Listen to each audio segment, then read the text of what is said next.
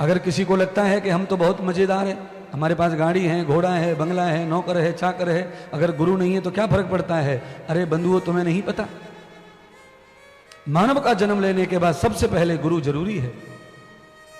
राम ने किया, कृष्ण ने किया, स्वयं वामन कर रहे हैं, दत्त भगवान ने कर रहे, एक नहीं अनेक उदाहरण हैं। और तुम अपने आप में इठला रहे हो खाली पैसा कमा करी। अरे जो तुम कमा रहे हो ये सब संसार तुम्हारे भाग्य से तुम्हें प्राप्त हो रहा है, और जिस दिन तुम्हारे भाग्य में नहीं होगा उस दिन सब चला जाएगा।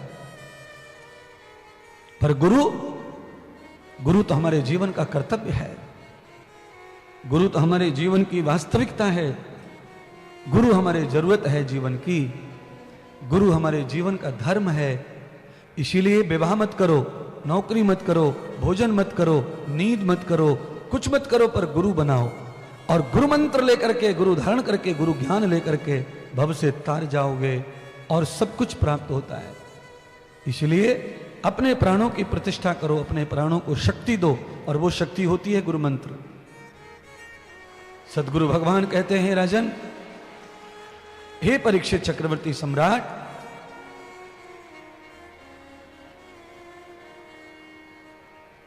वामन भगवान ने दीक्षा ले ली, यज्ञोपवी धारण कर लिया,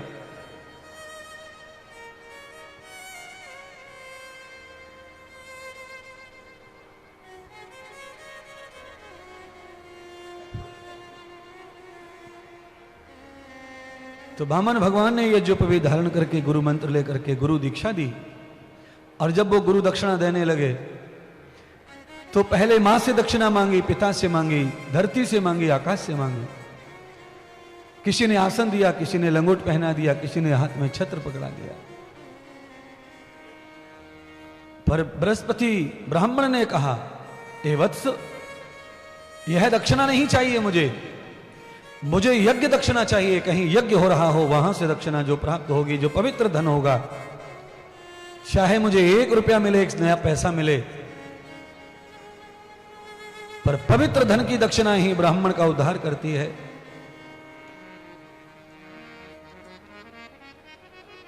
तो उस समय राजा बलि नर्मदा जी के तट पर यज्ञ कर रहे थे। बृहस्पति ब्राह्मण ने जब कहा तो वामन भगवान पैदल पैदल चल पड़े यज्ञ की तरफ। राजा बलि के यज्ञ में पहुंचे, वहां जाकर शुक्राचार्य जी की नजर पड़ी आते हुए बालक के ऊपर, वामन भगवान के ऊपर। तो शुक्राचार्य ने देखा स्वरूप, ऐसा दिव्य स्वरूप देखा कि शुक्राचार्य खड़े हो गए आसन से, और राजा बलि को कहा, अरे शिष्य, सामने से साक्षात ब्रह्म आ रहे हैं, ऐसा लग रहा है कि ब्रह्मा ही बालक रूप लेकर आ रहे हैं। अगर आज इस ब्राह्मण ने तुम्हारी दक्षिणा ग्रहण कर ली और तुम्हारी यज्ञशाला में पैर रख दिया और अपना चरण धुलवा लिया, तो तुम्हारा स्वर्ग कभी नहीं जाएगा देवताओं के पास में, तुम हमेशा के लिए स्वर्ग के अधिपति हो जाओगे।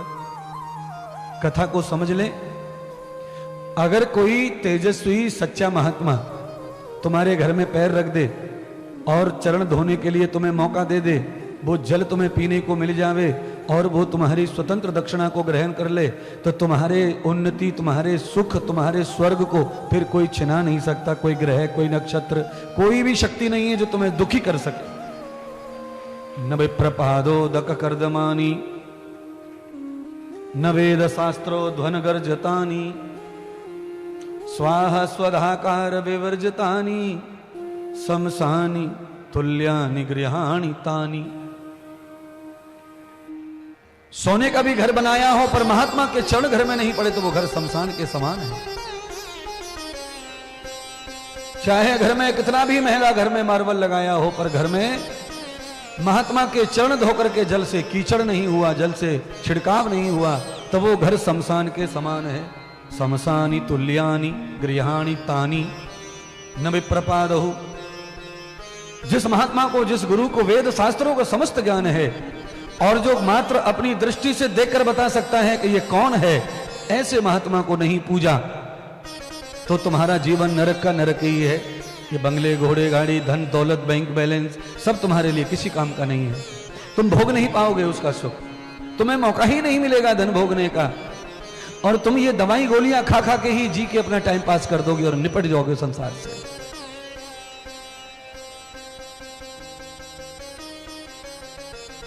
संसार का पावन आनंद लेना है तो सारे काम छोड़कर पहले गुरु मंत्र लो, गुरु बनाओ। भगवान ने जब स्वयं गुरु बनाया है तो तुम कौन से खेत की मूली हो, प्राणी हो, बंधु हो, भाई बहनों। गुरु बनाने का मतलब है मंदिर में प्राण प्रतिष्ठा करना, राम को स्थापित करना अपने शरीर में, अपने चित्त में। क्या है गुरु बनाने में मुश्किल? आपके जीवन में गुरु बनाने में मुश्किल क्या है? आप जो गंदगी फैलाते हैं, अपने जीवन के लिए नरक बनाते हैं, बस उससे डरते हैं आप कि हमारा ये शौक रुक जाएगा, हमारी मौज रुक जाएंगी। अरे मैं कहता हूं ये जो तुम कर रहे हो शौक मौज, ये सब नरक में ले जाएंगे, पर जो मैं शौक मौज करवाने का कह रहा हूं ये सब तुम्हें बैकुंठ में ले जाएंगे, प्रभु धाम ले जाएंगे, नारायण में ले जाएंगे, स्वर्ग में ले जाएंगे, आनंद में ले जाएंगे, घनश्याम के घर ले जाएंगे। है दीक्षा लेने में मुश्किल क्या है? एक ही मुश्किल दीक्षा लेने में सबसे ज्यादा है, वो है अंडा और मांस और दारू। और ये तो गुरु बनाओ या मत बनाओ, ये तो जो कर रहा है वो नरकी है, नरक में जाएगा, उसे अपार कष्ट में जाना पड़ेगा। जैसे कोरोना काल में सबसे ज्यादा मांस मछली खाने वाले लोग मरे, दारू धक्कड़ पीने वाले लोग मर गए, शरीर में इम्यूनिटी रहती नहीं है, बस मन की खुशी के लिए खाते रहते हो। आइए गुरु मंत्र लिया है तो दक्षिणा देने के लिए राजीव बलि के यहां पहुंच गए। और राजा बलि के यहां ऐसे नहीं, भगवान ने ही ये बुद्धि दी सदगुरु को, क्योंकि वामन भगवान नरसिंह भगवान बनकर आए थे। जब वचन दिया था प्रहलाद मैं तेरे पोते के घर जरूर जाऊंगा और उसका उद्धार करूंगा। राजा बलि को दान करने के बारे में बहुत आगे माना गया था। राजा बलि की महिमा क्या थी? राजा बलि राक्षस होके भी स्वर्ग कैसे मिल गया, इंद्र का सिंहासन? क्योंकि राजा बलि रोज यज्ञ और दान करते थे। जो व्यक्ति रोज पूजा करके चाहे एक नया पैसा ही दान करता हो, चाहे एक रोटी दान करता हो, चाहे मुट्ठी भर आटा दान करता हो, पर जो नियम से दान करता है वो इंद्र बनेगा, एक दिन स्वर्ग का राजा बनेगा। राजा राजा, उसे कोई रोक नहीं सकता है। स्वर्ग जाना बड़ी बात नहीं है, स्वर्ग में जाना बड़ी बात नहीं है, पर स्वर्ग का राजा बनना बड़ी बात है। आप अपने मोहल्ले का राजा बनना ही बड़ी बात है, स्वर्ग की तो बहुत बड़ी बात है। आप अपने बाढ़ में चुन के आ जाएं, बाढ़ पंच हो जाएं, आप नगर सेवक बन जाएं, ये भी बड़ी बात है। पर इंद्र के यहां जाकर इंद्र की गद्दी पर बैठना तो बहुत बड़ी बात होगी।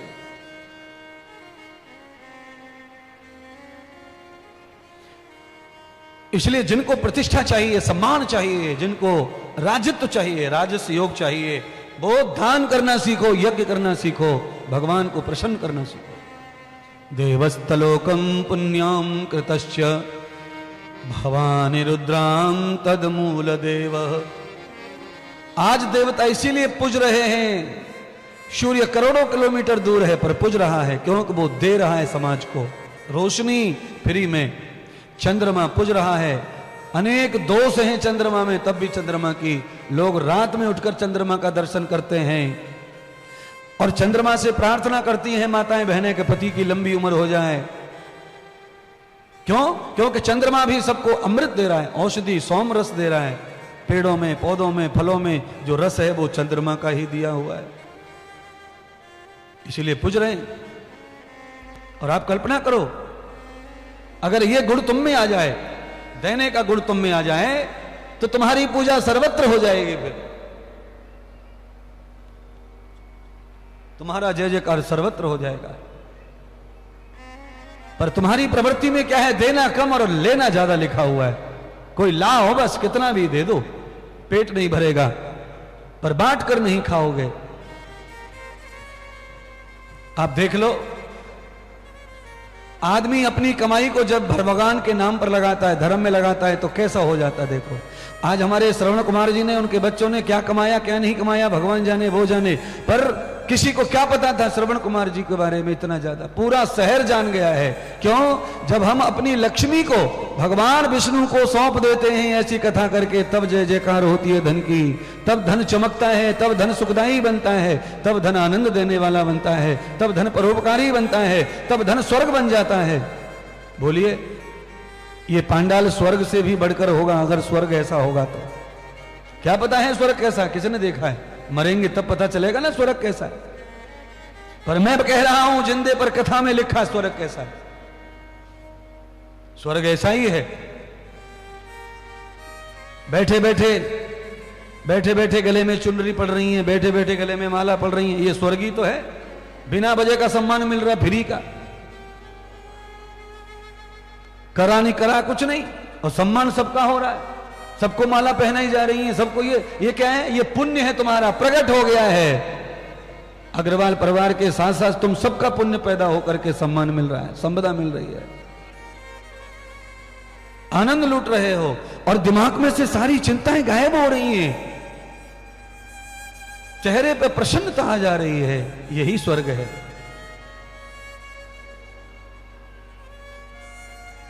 राजा बलि को बामन भगवान देखे, राजा बलि ने बामन भगवान को प्रणाम किया, दंडवत किया, गुरुदेव की आज्ञा मानकर कहा, प्रभु मेरे घर पधारो, मेरे यज्ञशाला को पवित्र करो।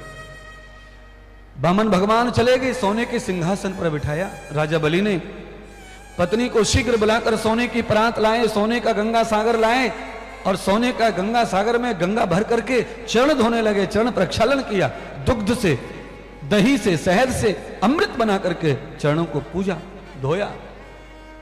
पत्नी ने, मां ने और स्वयं राजा बलि ने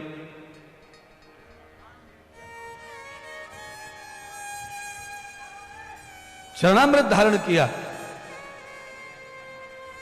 तदांतरम न वेद श्रुति नाम अधमेघ वर्णौ यज्ञं प्रपन्न। माताओं बहनों,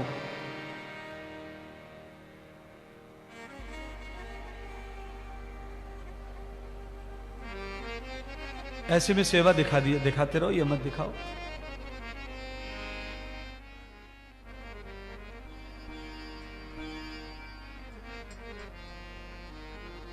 देखिए, कोई संकोच, कोई तकलीफ मत मानिए मन में। इतनी भयंकर आंधी, इतनी भयंकर बरसात हुई है, उसमें थोड़ा बहुत डिस्टर्ब हो गया है, तार फार इधर उधर हो गए, इसीलिए धैर्य पूर्वक बैठ के आनंद ही लेते रहो। सब कुछ वैसा ही होगा जैसा तुम चाहते हो, इस समय हो जाएगा। ये तो ठाकुर जी का जन्मदिन है आज, आंधी तूफान बरसात तो आना ही था, तो आ गया, हो गया। पर ये तो कागज का महल है, तो भी कुछ नहीं बिगड़ा है। इतनी बड़ी तूफान में बड़े बड़े पेड़ पौधे, जन क्या क्या गिर गए, खंबे गिर गए लाइट के, सब परेशानी। पर ठाकुर जी का इतने बड़े ग्राउंड में ये उत्सव जैसा का तैसा है। बिजली का कार्यक्रम है, तार बार इधर उधर हिल गए हैं, हो जाएंगे, सब सही चल रहा है। एक बार जोरदार तालियां बजा के भगवान का धन्यवाद करो, क्योंकि रात में जो तूफान आया उसको देख के तो लग ही नहीं रहा था कि कथा हो जाएगी, पर सुबह जब देखा तो ज्यों की त्यों सब कुछ, मकान उड़ गए, पर भगवान का कथन का स्थान ज्यों की त्यों है। एक फूल को भी तकलीफ नहीं है। ये तो कोई कृपा है, कोई शक्ति काम करती है अनुष्ठान में। प्यारे बंधुओं, राजा बलि सोने की परात भर के हीरे मोती से लाए दान करने के लिए। बामन भगवान ने नहीं लिया। अरे वत्स, अकारण अकर्मण्य दक्षिणा में ग्रहण नहीं करता। अगर तुम दक्षिणा देना चाहते हो तो ऐसा करो, मुझसे तुम अपने घर में पूजा करवा लो। राजा बलि हंसने लगे, कहने लगे, प्रभु आप बहुत छोटे, आप कैसे पूजा करेंगे, आपको पूजा आती है?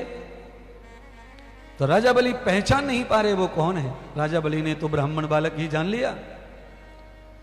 भगवान कहने लगे, राजन मैंने गुरु मंत्र लिया है, देखो ये जप भी देखो, मैंने गायत्री मंत्र जाप करता हूं, और मुझे संपूर्ण वेद और कर्मकांड का ज्ञान है। तुम्हारे घर में आज तक जो पूजा न हुई हो वो पूजा कर लो। क्या पूजा नहीं हुई तुम्हारे घर में, मैं जानता हूं। तो राजा बलि ने कहा, आप कैसे जानते हैं? जानते हैं तो बताओ। तो कहा, तुम्हारे घर में पितृ पूजा नहीं हुई है कभी, और जिस घर में पितृ पूजा नहीं हुई उस घर में हमेशा अशांति बनी रहती है। तो राजा कहने लगे, आप पूजा कर दो फिर।